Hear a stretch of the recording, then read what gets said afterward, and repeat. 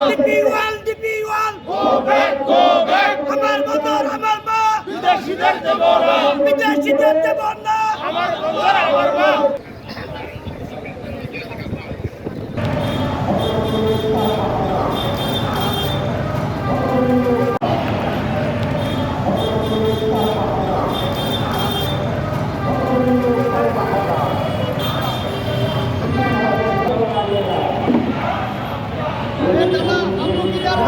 কেমন আছেন?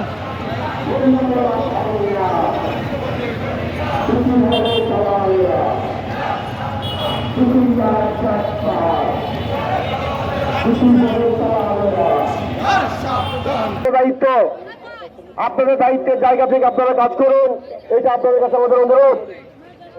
আমরা শুনছি একটা মামলা হয়েছে, মামলার একটা রায় হয়েছে, যারা মামলা করেছেন তারা আপিলও করেছে, কিন্তু আমরা অত্যন্ত দুঃখ ভারাক্রান্ত হৃদয়ে বলতে চাই যে মামলা চলাকালীন সময়ে কর্তৃপক্ষ এবং সরকার আদালতকে বৃদ্ধাঙ্গুলি দেখিয়ে গোপনে যে কাজ আগেই নিছে, এই কারণে ওনারা আদালত অবমাননার মতো অন্যায় করেছে বলে আমরা মনে করি। এবং সেখানে যে যারা মামলা করেছে তারাই আপিল করেছে।